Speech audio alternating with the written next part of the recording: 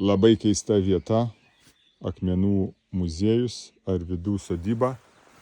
Palandžiokime po tokius tarpeklius.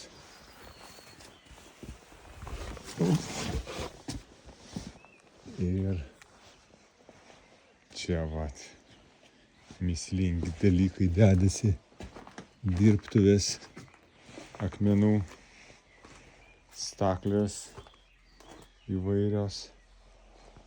Dabar jau matosi, kad ilgai nenaudota. Vilius Orvidas buvo skulptorius, menininkas ir šitos vietos išradėjas. Tai va, įvairovė visokių krikščioniškų skulptūrų, budistinių, krišnaitinių.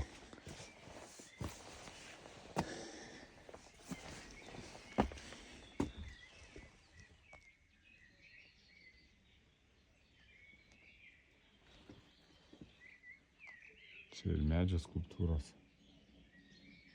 Tai va, reikia atsargiai laipioti, kad nesusižeistume. Saugumo irgi niekas negarantuoja.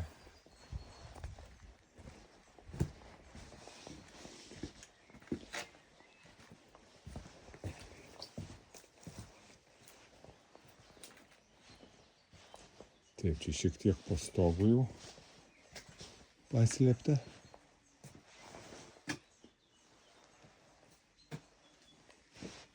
Taip, žinom į vidų.